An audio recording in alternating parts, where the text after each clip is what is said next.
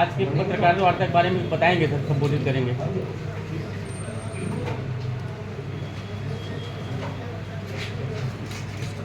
मंत्रिपरिषद की गठन मंत्रिपरिषद की शपथ के बाद आज बलौदाबाजार आगमन हुआ है। तो मैं सोचा आप सबके बीच अपनी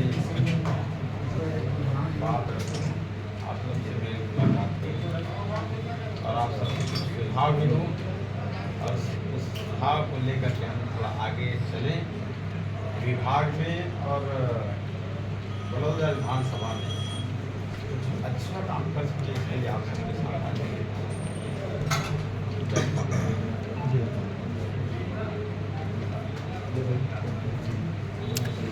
तो हमारा सबसे बड़ा सवाल ये है सर कि पिछली सरकार ने रीपा योजना शुरू की थी, रूरल इंडस्ट्रियल पार्क। अब वो अभी नई सरकार गठन होने के बाद पूरी तरह से बंद या ठप पड़े हैं। उनको गति प्रदान करने के लिए ग्रामीण व्यवसाय को आगे बढ़ाने के लिए आप क्या कदम उठाएंगे? और जैसा कि आप खेल कल्याण मंत्री बनाए गए हैं, तो इसके अनुसार आप युवाओं और खेल के लिए आपकी क्या प्लानिंग है? रीपा योजना के बाद समीक्षा होगी। समीक्षा के बाद जैसे माननीय मुख्यमंत्री जी का निर्देश होगा उसके हिसाब से उसमें काम किया जाएगा। और बात रही खेल युवा कल्याण की, तो पिछली सरकार ने युवाओं को प्रोत्साहित करने के नाम पर जो क्लब का गठन किया गया था, वो एक अपने कार्यकर्ताओं को पैसा बांटने का, सरकारी खजाने को लूटने का एक जरिया था। करोड़ों रुपए उसमें व्यय किए गए हैं पर उनका लाभ किसी भी युवा को नहीं मिला है।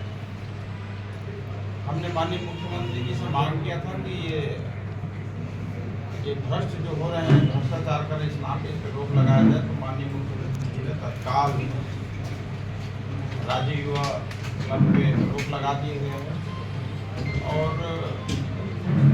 माननीय मुख्यमंत्री जी इस पर विचार करेंगे। मेरा भी निवेदन था कि एक अच्छी नई योजना का नाम युवाओं के लिए दे करके युवा को प्रोत्साहित करने के लिए, जैसे स्वामी विवेकानंद प्रोत्साहन योजना चला, एक ऐसी योजना की हमारे ग्रामीण प्रतिभा को आगे लाने बनाए और इस तरह उनको हम प्रोत्साहित करें।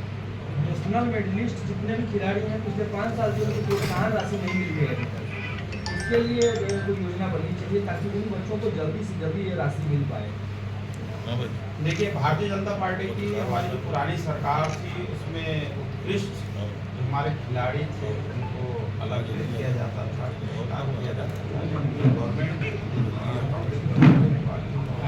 ये सभी अलंकरण बंद कर दिए हैं, इसको फिर से प्रोत्साहित करने के लिए मंत्री महोदय अलंकरण कल्याण विभाग में जो डायरेक्टर है मैडम बैठी हुई हैं, पिछले 5-7 सालों से वो बैठी हुई हैं और वो पुलिस विभाग से हैं। तो ये जो खेल एवं युवा कल्याण विभाग है वो पुलिस विभाग से कब अलग होगा? क्योंकि बहुत समय से अलग हो चुका है, लेकिन उसमें डायरेक्टर या जो भी पद रहते हैं बड़े पद, उसमें हमेशा पुलिस विभाग के अधिकारियों को ही बैठाया जाता है। इन सब चीज़ों की जानकारी लेंगे और जानकारी लेने के बाद कैसे हम इस खेल युवा कल्याण विभाग को अच्छा बना सकते हैं, कैसे हम गांव तक ले जा सकते हैं, गांव की जो छिपी हुई प्रतिभा है उसको राष्ट्रीय और अंतर्राष्ट्रीय स्तर पर कैसे हम ले जा सकते हैं, इन पे विचार करेंगे और इन पे काम करेंगे।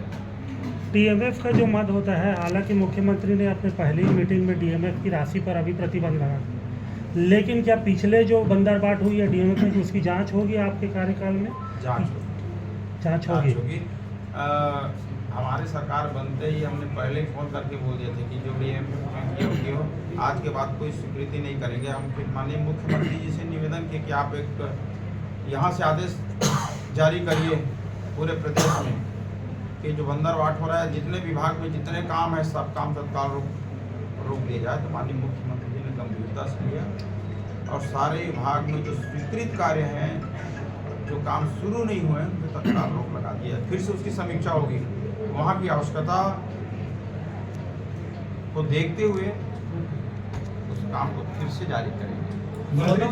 जिस तरीके से विभागों का बंटवारा हुआ है उसमें बड़ा असमानता देखा गया है, और आप अपने विभाग को लेकर कितना संतुष्ट है? क्या आप और कोई विभाग चाह रहे थे?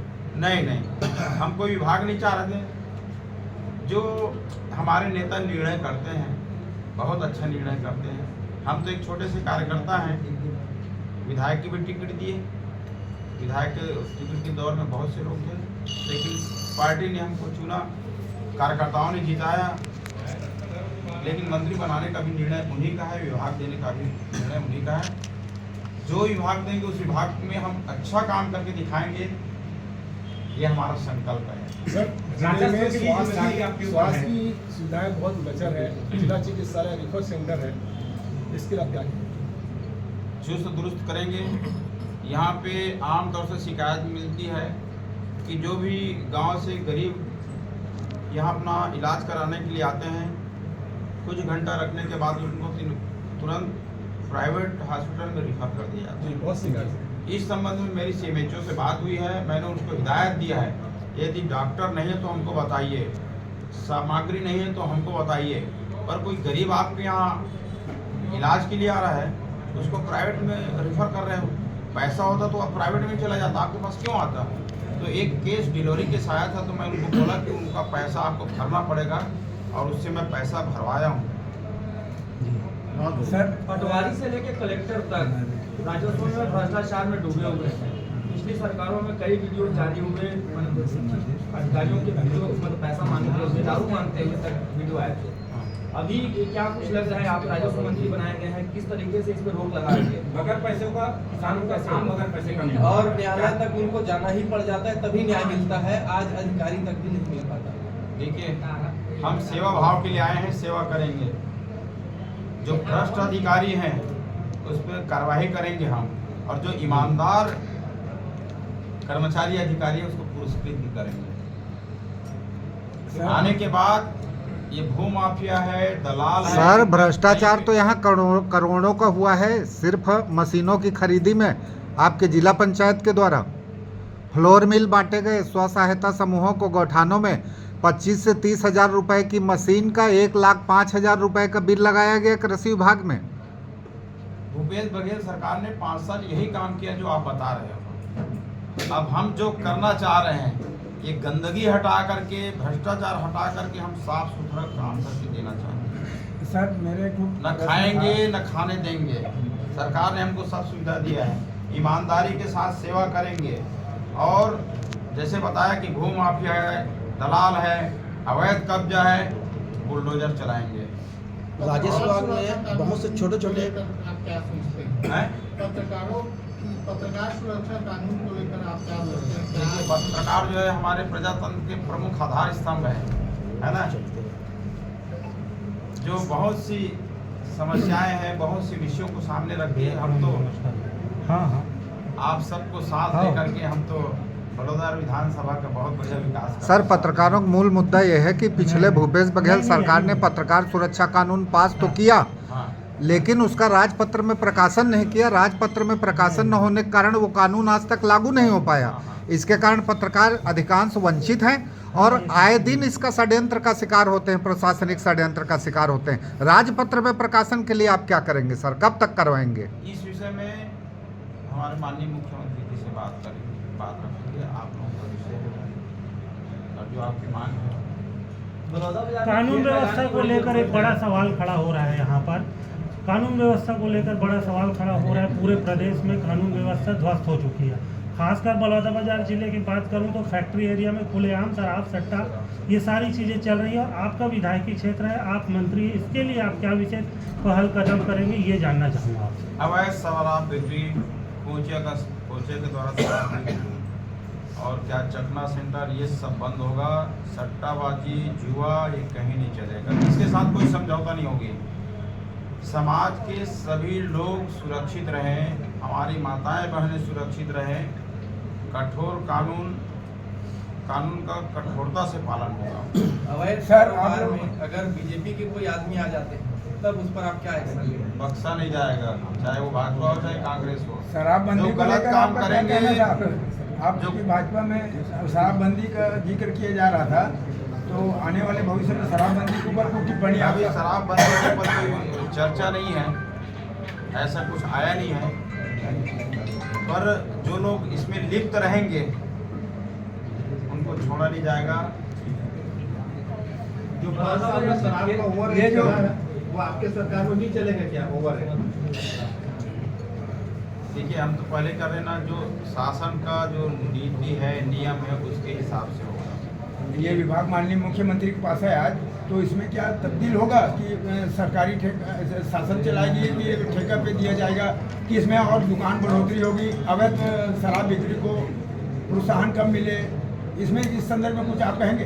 अवैध शराब बिक्री तो हो गई नहीं, न कोचिया हो रहा है सर, उसमें दुकान देखिए, दिन कोचिया बढ़ रहा हमारी है। सरकार आदि जितना वो था, क्या बोलते हैं, चखना सेंटर सब हटा दिए और बहुत कड़ाई से ये सब बंद होगा। जो है शराब बिक्री, कोचिया, ये सब बंद सर, बहुत अच्छा होगा। काम है। बंद होगा। कांग्रेस सरकार को घेरते हुए बीजेपी के लोग बोलते थे हम शराबबंदी की ओर जा रहे हैं, हम 200 दुकानें बंद कर चुके थे। क्या आप फिर से उस कदम पे आगे बढ़ेंगे कि देखोगे शराबबंदी? शराबबंदी की ओर बढ़ेंगे। शराब का दुकान बढ़ाना नहीं है ना, ये बड़ा विषय है और इस बड़े विषय को हमारे बड़े नहीं, इस मुद्दे को लेकर सर आप भाजपा संगठन अग्रसर रहा है। होती रही है, तो क्या यहाँ पर स्विमिंग पूल बन पाएगा? क्योंकि यहाँ पर बैन लगा दिया गया है स्विमिंग पूल को लेकर के। समीक्षा करेंगे, चिन्हांकन करेंगे, स्थल का खोज करेंगे, उसके बाद बता पाएंगे। सर, शिक्षा विभाग में अधिकांश शिक्षा के कई वर्षों से टिके हुए हैं और वो नेता नहीं करते हैं, जबकि शासकीय कर्मचारी होने के बाद भी ऐसे लोगों के पास कार्रवाई होगी, उनका स्थानांतरण होगा नहीं, वर्षों से टिके हुए हैं। देखिए, शिक्षा विभाग में जनरली क्या होता है कि शिक्षा विभाग में ज़्यादा नेतागिरी नहीं होता है। जो जहाँ ज्वाइन करता है वो कई शिक्षक ऐसे वहीं से रिटायर ही होता है। शिक्षा विभाग में वैसे होते हैं, एक बार ज्वाइन कर लिए तो वहीं से रिटायर ही होता है। ऐसे भी हमारे शिक्षक हैं। और भाई सब मान नहीं करते सर, वर्षों से टिके हुए हैं और जब भी जाओ कुछ बात करें तो बड़ी उत्साह बात करते हैं। नहीं, अच्छा, आपका खेल एवं युवा कल्याण का है विभाग, तो जैसे पिछले सरकार ने छत्तीसगढ़िया ओलंपिक चालू किया था, तो वो अब जारी रहेगा या कुछ उसमें चेंजेस रहेंगे? अब ये तो नहीं, विभाग आपका है इसलिए मैंने पूछा। छत्तीसगढ़िया के नाम पर ही तो 5 साल लोगों को बेवकूफ़ बनाए। हर चीज़ में खाली छत्तीसगढ़िया, चौसेला में तो, चीला में तो, फरा में तो, गेड़ी में तो, पार्टी में, है ना। हमारा सरकार जो है काम करके दिखाएगा, ऐसा काम करेगा जिसमें युवाओं का कल्याण हो। तो नहीं, तो युवा लोग जो नशे वगैरह में लिप्त है उसके लिए आपका क्या वो रहेगा? उनके लिए एक वो लगाएंगे संगोष्ठी, है ना, वर्कशॉप, युवाओं को प्रेरणा देंगे वर्कशॉप लगा करके युवाओं को नशा पान से दूर रहने के लिए। अच्छा, रोजगार की तरफ सर क्या रहेगा आपका विषय? वो युवाओं को रोजगार दिलाने के बारे में। स्थानीय बेरोजगारों को रोजगार मिलना चाहिए, जितने भी छोटे बड़े संयंत्र है, किस तरीके का उनकी योग्यता के हिसाब से उनको वहाँ पे स्थान मिलना चाहिए। इस दिशा में बात भी करेंगे और काम भी करेंगे। हाँ, वही मतलब आगे की क्या रणनीति रहेगी उसमें? वही बोल रहा हूँ कि जहाँ पे भी नए और पुराने उद्योग हैं, जहाँ पे भी विपद है, उनको योग्यता के हिसाब से वहाँ पे काम दिलाने की बात करेंगे। 21 कुंटल खरीदने की चालू हो गई है, लेकिन दिया जा रहा है वो नहीं आ रहा है। क्या ये बोनस के रूप में जो है एक मुफ्त, हालांकि बीजेपी गवर्नमेंट ने कुछ देने की बात की थी, लेकिन उसको भी क्या बोनस मान लिया जाए कि ये अभी जो खरीदी हो रही है उससे काम हो रहा है? का लाएगा 3100 रुपये की जो कीमत है, 3100 रुपये धान का प्रति क्विंटल देना है, कीमत बढ़ा लाएगा। अभी लेकिन नहीं मिल पा रहा है 3100 रुपया। धान खरीदी हमारी सरकार बनने से पहले शुरू हो गया था, 20 कुंटल खरीदी, और जो हमारे केंद्र सरकार का जो निर्धारित दर है उसके हिसाब से खरीदी हो रहा था। अभी भी सर्कुलर नहीं पहुंच पाया है, 21 कुंटल जो खरीदी का है वो सर्कुलर मंडियों तक नहीं पहुंच पाया है। पहुंच गया है, खरीदी भी शुरू हो गया उसके हिसाब से। अगले साल से आप जिस तरीके से बता रहे हैं, तो अगले साल से वो बिल्कुल 3100 मिलना चालू है। और 3100 रुपये शुरुआत से ही मिल रहा है। शुरुआत से ही मिला है। कई कांग्रेसी नेता कमेंट कर रहे हैं कि हमको 2 साल का बोनस बोला गया था, 1 साल का बोनस ले रहे हैं। 2 साल का कांग्रेस का आरोप है बोलना है। कई किसानों के सर खाते में आया नहीं हाँ, है। वो खाते में ये सालों कुछ में तकनीकी। किसान ऐसा है कि गांव जी। छोड़ के या बेच के दूसरे गांव में चला गया है, तो किसी का मृत्यु हो गया है, तो उनका भी समाधान होगा, ये बात तो वादा है। सर आखिरी क्वेश्चन, बलौदाबाद जिला आपके दृष्टि में कैसा रहेगा? हमारे दृष्टिकोण में विकास कैसे होगा? बलौदाबाद जिले का भविष्य क्या रहेगा? बने और वही काम करेंगे ही हम हैं। हम आप- चाह रहे हैं कि बलौदाबाद, तिल्दा और सुबेला तीनों को हम बहुत अच्छा और व्यवस्थित बनाएंगे, और जो बड़ा बड़ा काम है जैसे कि बाईपास रोड का है, बीएड कॉलेज का है, नर्सिंग कॉलेज का है, बस स्टैंड का है, सर तिल्दा सुहेला बहुत की बात आपने की है, भाटापारा कलजोर पलारी सिंगा इसका पर क्या होगा? आप विधानसभा स्तर में बात कर रहे हो, पूरा छत्तीसगढ़ का नहीं बोलेगा, पर अभी हम बलौदा की बात कर रहे हैं ना। सर बलौदाबाद में सिम्स मिलेगा, बलौदाबाद को सिम्स मिलेगा। सर आप जो कि आपका खनन प्रभावित क्षेत्र में, बांध क्षेत्र में और कई सारे फैक्ट्रियों में ऐसे 30 तरह की आपदाएं हो जाती हैं, इस पर किस तरह की आपकी देख रहे हैं? आपदा की जो तैयारी करते हैं, चाहे बाढ़ का समय हो, और आपदा से जो प्रभावित होते हैं उसको अभी समझना से उनकी भरपाई करते हैं।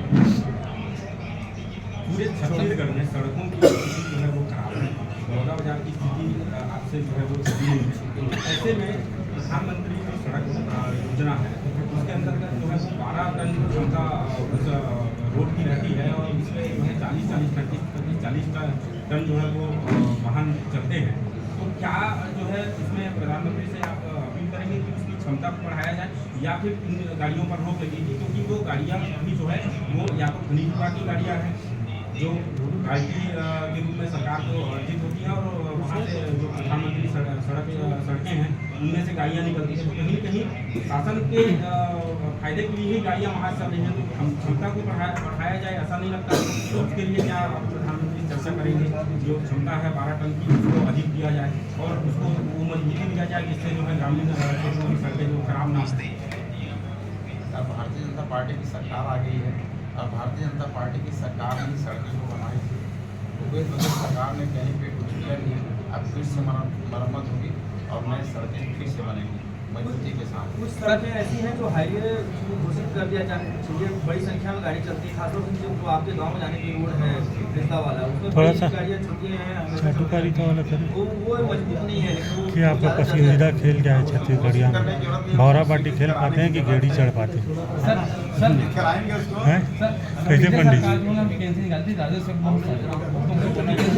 हर प्रकार की चर्चा करो, हर प्रकार की चर्चा। चुनाव से ठीक पहले चुनावी लाभ के लिए सारे विभाग में इतना वैकेंसी निकाली, उसको पता था कि चुनाव तो हम जीत नहीं पाएंगे, तो बेरोजगारों को अपने तरफ आकर्षित करने के लिए सारे विभाग में इतना ज़्यादा पद निकाल दिया है ना, तो निकाल दिया है, लेकिन अब उन सबकी समीक्षा होगी, सबकी समीक्षा मैं आपकी पसंदीदा खेल क्या है? मैं आपका पसंदीदा खेल क्या है? मैं खेल से बहुत डरता हूँ।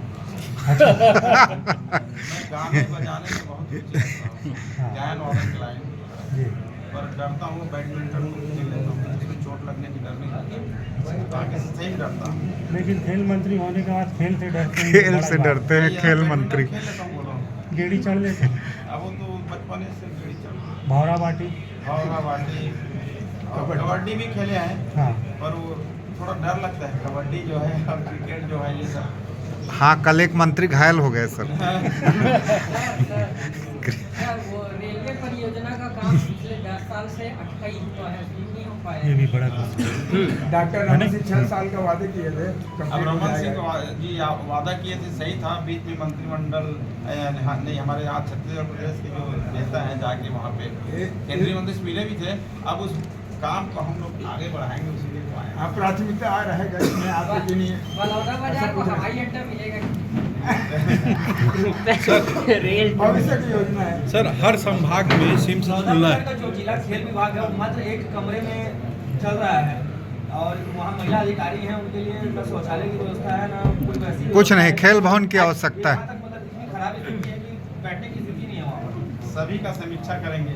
कल तो विभाग घोषित हुआ है, 2-4 दिन में समीक्षा करेंगे पूरे प्रदेश का, जिला स्तर पर कहाँ पे कमी बेशी क्या जरूरत है, सबका भरपाई करेंगे और किसी पे कोई कमी नहीं होगी।